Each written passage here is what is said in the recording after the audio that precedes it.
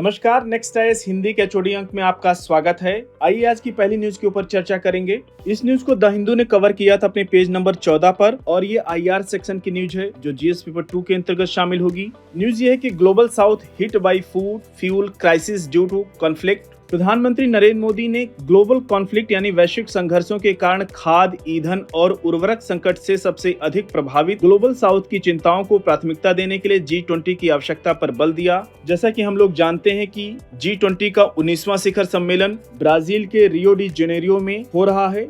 Rio de Janeiro में G20 शिखर सम्मेलन में बोलते हुए उन्होंने नई दिल्ली में पिछले शिखर सम्मेलन में पीपल सेंट्रिक डिसीजन को जारी रखने के लिए ब्राजील के राष्ट्रपति लुला दी सिल्वा की प्रशंसा भी की।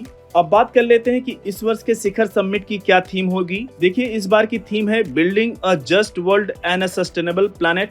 G20 का महत्व बहुत है, इसलिए आइए इसके सिग्निफिकेंस के ऊपर चर्चा कर लेते हैं। क्वेश्चन पूछ सकता है। देखिए, G20 की स्थापना वर्ष 1999 में की गई थी और ये G7 के विकल्प के रूप में बनाया गया था ये पूरा मंच, क्योंकि माना गया था कि G7 के पास इतनी शक्ति नहीं है, इससे बड़ा प्लेटफॉर्म होना चाहिए। तो उसके बाद G20 की स्थापना की गई और G20 की समिट प्रत्येक वर्ष होती है। पिछले वर्ष भारत में हुई थी सितंबर 2023 में। तो भारत ने जो कि एक फेमस नारा दिया था, one earth one family one future. G20 का महत्व इस बात से पता लगाया जा सकता है क्योंकि दुनिया की 85% GDP इन 20 देशों से ही आती है और 75% वैश्विक व्यापार इन देशों के द्वारा किया जाता है और 56% जनसंख्या यानी पॉपुलेशन इन देशों में निवास करती है और विश्व का 60% क्षेत्रफल इन देशों में ही है। EU और अफ्रीकन यूनियन को जोड़ दें तो ये विस्तार और बढ़ जाता है। इस शिखर सम्मेलन की अब बात करते हैं मुख्य बिंदुओं की क्या हो सकता है। देखिए, यहाँ पर खाद्य, ईंधन, उर्वरक सप्लाई पर वैश्विक संघर्षों के प्रतिकूल प्रभावों पर प्रकाश डाला गया है और ग्लोबल अलायंस की बात की जा रही है। गरीबी एवं भूख से लड़ने के लिए प्रारंभ किया गया, कम से कम 80 देशों द्वारा इसको सपोर्ट किया गया है। तो इस न्यूज पर नजर बनाए रखिएगा, इंपॉर्टेंट समिट है और आने वाले दिनों में अपडेशन देखने को मिल सकता है। इसकी चर्चा हो सकता है कल करें। अगली न्यूज की ओर बढ़ेंगे। इस न्यूज को द हिंदू ने कवर किया था अपने पेज नंबर 6 पर और ये हेल्थ सेक्शन से जुड़ी हुई न्यूज है जो GS पेपर 2 के अंतर्गत शामिल होगी। न्यूज ये है कि US centres for disease control and prevention यानी CDC ने US यात्रियों में चिकनगुनिया के मामले की अपेक्षा से अधिक के कारण तेलंगाना के लिए लेवल 2 ट्रैवलिंग एडवाइजरी जारी की है। 8 नवंबर को जारी की गई एडवाइजरी में सावधानी बरतने का आग्रह किया गया है। अगस्त में महाराष्ट्र में जीका वायरस के प्रकोप के लिए इसी तरह के अलर्ट के बाद जारी किया गया। CDC की ट्रैवलिंग एडवाइजरी में 4 स्तर हैं, जिसमें लेवल 2 में सावधानी बरतने का आह्वान किया गया है। चिकनगुनिया अफ्रीका, एशिया और अमेरिका में मच्छरों द्वारा मनुष्यों में फैलने वाली बीमारी है। अन्य क्षेत्रों में छिटपुट प्रकोप की सूचना मिली है। डेंगू और जीका में चिकनगुनिया के समान लक्षण होते हैं, जिससे चिकनगुनिया का मिस डायग्नोस यानी गलत निदान करना आसान हो जाता है। अब बात करते हैं इसके लक्षणों की। चिकनगुनिया के कारण बुखार और जोड़ों में गंभीर दर्द होता है जो अक्सर कमजोर करने वाला होता है और अवधि में भी भिन्न होता है। और अन्य लक्षणों की बात करें तो जोड़ों में सूजन, मांसपेशियों में दर्द, सिर दर्द, मितली, थकान और दाने शामिल होते हैं। अगली न्यूज की ओर बढ़ेंगे। इस न्यूज को द हिंदू ने कवर किया था अपने पेज नंबर 6 पर और ये गवर्नेंस सेक्शन की न्यूज है जो GS पेपर 2 के अंतर्गत शामिल होगी। न्यूज ये है कि chief justice of India rescue himself from hearing case on felling of trees in Delhi ridge. Bharat के मुख्य न्यायाधीश संजीव खन्ना ने सोमवार को दिल्ली के प्रोटेक्टेड रिज एरिया में वृक्षों की अवैध कटाई से जुड़े एक मामले की सुनवाई से स्वयं को अलग कर लिया, जिसमें लेफ्टिनेंट गवर्नर VK सक्सेना ने वृक्षों की कटाई में अपनी भूमिका पर इंडिविजुअल कैपेसिटी से सुप्रीम कोर्ट में एक हलफनामा दायर किया है। अब बात करते हैं कि सुनवाई से अलग होने के सिद्धांत और कारण की। अगर बात करें कारणों की तो जहां पर कॉन्फ्लिक्ट यानी इंटरेस्ट का टकराव होता है, वहां पर यदि हितों का टकराव जैसे फाइनेंशियल हित होते हैं या व्यक्तिगत संबंधों के कारण कोई टकराव होता है तो न्यायाधीश स्वयं को अलग कर सकते हैं।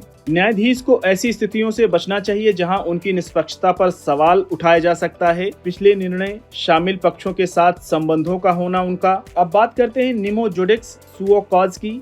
किसी को भी स्वयं के मामले में न्यायाधीश नहीं होना चाहिए क्योंकि justice must be seen to be done यानी न्याय होते हुए दिखना चाहिए। रेक्स वर्सेस ससेक्स जस्टिस 1924 में स्थापित सिद्धांत यह सुनिश्चित करता है कि न्याय न केवल किया जाए बल्कि होता हुआ दिखे भी। ये केस स्टडी आपके लिए इंपॉर्टेंट हो सकती है, इस न्यूज पर नजर बनाए रखिएगा। अगली न्यूज की ओर बढ़ेंगे। इस न्यूज को द हिंदू ने कवर किया था अपने पेज नंबर 14 पर और ये स्पेस सेक्शन की न्यूज है जो GS पेपर 3 के अंतर्गत शामिल होगी। न्यूज ये है कि space x Falcon 9 deploys Indian satellite into orbit. Bharat के communication satellite GSAT N2 GSAT GSAT-20 को मंगलवार की सुबह स्पेसएक्स के फॉल्कन 9 रॉकेट द्वारा सफलतापूर्वक लॉन्च किया गया। फ्लोरिडा के केप कैनावरेल स्पेस फोर्स स्टेशन के SLC-40 यानी स्पेस लॉन्च कॉम्प्लेक्स 40 से सुबह 12 बजकर जो भारतीय मानक समय के अनुसार उड़ान भरने के बाद फॉल्कन 9 ने GSAT-N2 को जियोसिंक्रोनस ट्रांसफर ऑर्बिट में स्थापित किया। GSAT-N2 new space India limited का band high throughput communication satellite है, इसरो की वाणिज्यिक शाखा है। इसरो के अनुसार यह सैटेलाइट पूरे भारतीय क्षेत्र में ब्रॉडबैंड सेवाओं और इन फ्लाइट कनेक्टिविटी को बढ़ाने के लिए तैयार है। इसरो ने कहा कि कई स्पॉट बीम और वाइड बैंड का X का ट्रांसपोंडर से युक्त इस सैटेलाइट का लक्ष्य छोटे यूजर टर्मिनलों के साथ बड़े ग्राहक आधार को सपोर्ट प्रदान करता है तथा इसकी मल्टी बीम संरचना के माध्यम से सिस्टम थ्रूपुट को महत्वपूर्ण रूप से बढ़ाना है, जो फ्रीक्वेंसी के रीयूज की अनुमति भी देता है। 4700 किलोग्राम भार वाले GSAT-N2 सैटेलाइट का मिशन लाइफ 14 वर्ष का है। याद रखिएगा, यूपीएससी स्टेटमेंट फॉर्म में क्वेश्चन पूछ सकता है GSAT-N2 का मिशन लाइफ कितनी वर्ष का है, तो कंफ्यूज मत होइएगा, 14 वर्ष का है। तो ये पूरी न्यूज आपके लिए इंपॉर्टेंट है एग्जामिनेशन के पॉइंट ऑफ व्यू से। अगली न्यूज की ओर बढ़ेंगे। इस न्यूज को द हिंदू ने कवर किया था और ये स्पेसिस सेक्शन से जुड़ी हुई न्यूज है जो GS पेपर 3 के अंतर्गत शामिल होगी और प्रीलिम्स के लिए इंपॉर्टेंट तो है ही है। न्यूज अफ्रीकन पेंगुइन से जुड़ी हुई है। अक्टूबर 2024 में अफ्रीकी पेंगुइन को IUCN यानी international union for conservation of nature and natural द्वारा क्रिटिकली इंडेंजर्ड यानी गंभीर रूप से संकटग्रस्त के रूप में क्लासिफाइड किया गया था, जो अफ्रीका की एकमात्र पेंगुइन प्रजाति के लिए महत्वपूर्ण चिंता का विषय है। अफ्रीकी पेंगुइन जो नामीबिया और दक्षिण अफ्रीका के मूल निवासी होते हैं, इनकी गिरावट 1800 के दशक से अंडे की हार्वेस्टिंग, हुआना कलेक्शन और हैबिटेट डिस्ट्रक्शन जैसी गतिविधियों के कारण जारी है। हालांकि ऐसी प्रथाएं बंद हो गई हैं, लेकिन 2000 के दशक की शुरुआत में पेंगुइन को मुख्य खतरा शिकार की कमी रहा है, जो क्लाइमेट चेंज, औद्योगिक मछली पकड़ने और वर्ष 2000 से लेकर 2024 तक 70% पॉपुलेशन में गिरावट के कारण बढ़ गया है। अगली न्यूज की ओर बढ़ेंगे। इस न्यूज को इंडियन एक्सप्रेस ने कवर किया था अपने पेज नंबर 11 पर और ये एनवायरमेंट सेक्शन की न्यूज है जो GS पेपर 3 के अंतर्गत शामिल होगी। न्यूज ग्रैब 4 से जुड़ी हुई है। सुप्रीम कोर्ट ने 18 नवंबर को दिल्ली सरकार से उच्च प्रदूषण स्तर के कारण ग्रैप यानी ग्रेडेड रिस्पांस एक्शन प्लान के स्टेज 4 को लागू करने में देरी के विषय में सवाल किया।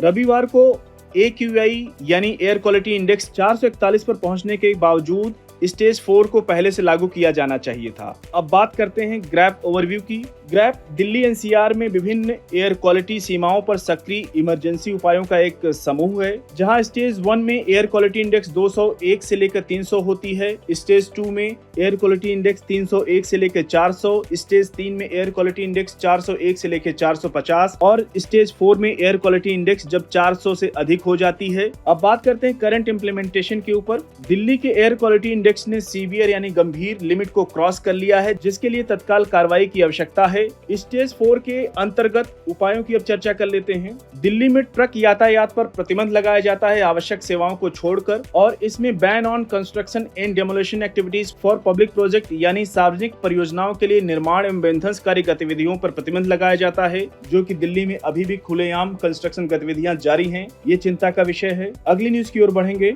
इस न्यूज को PIB ने कवर किया था और ये भी एनवायरमेंट सेक्शन की न्यूज है जो GS पेपर 3 के अंतर्गत शामिल होगी। न्यूज ये है कि 56 tiger reserve of the country notified in Chhattisgarh. केंद्रीय पर्यावरण, वन एवं जलवायु परिवर्तन मंत्री श्री भूपेंद्र यादव ने छत्तीसगढ़ में गुरु घासीदास तामोर पिंगला टाइगर रिजर्व को भारत के 56वें टाइगर रिजर्व के रूप में अधिसूचित करने की घोषणा की। याद रखिएगा, भारत में 56 टाइगर रिजर्व हो चुके हैं। हो सकता है मैचिंग के फॉर्म में या क्रोनोलॉजी के फॉर्म में यूपीएससी पूछ सकता है। ये रिजर्व 2829 वर्ग किलोमीटर में फैला हुआ है और इसमें गुरु घासीदास राष्ट्रीय नेशनल पार्क और Tamor Pingla wildlife sanctuary भी शामिल है। इसकी लोकेशन की बात करें तो ये Manendragarh, Chirmiri, Bharatpur district, Korea district, Surajpur district और बलरामपुर डिस्ट्रिक्ट में फैला हुआ है। 4 जिलों में फैला हुआ है। अगर इसके बात करें कोर हैबिटेट की, 2049.2 वर्ग किलोमीटर में फैला हुआ है। इसका बफर जोन 780.15 वर्ग किलोमीटर के अंतर्गत होगा और ये भारत का तीसरा सबसे बड़ा टाइगर रिजर्व होगा। पहला है आंध्र प्रदेश में नागार्जुन सागर श्रीशैलम, दूसरा है असम का मानस, इसके बाद ये छत्तीसगढ़ का Guru Ghasidas Tamor Pingla tiger reserve. UPSC हो सकता है क्रोनोलॉजी ऑर्डर में पूछ ले किसका एरिया कितना बड़ा है, तो इस पर नजर बनाए रखिएगा। इस न्यूज को अच्छे से कवर कीजिएगा। साथियों, आज के HOD अंक को यहीं पर समाप्त करते हैं। मिलते हैं नेक्स्ट अंक में कुछ और इंपॉर्टेंट न्यूज के साथ। तब तक जुड़े रहिए नेक्स्ट आइस हिंदी के साथ। धन्यवाद।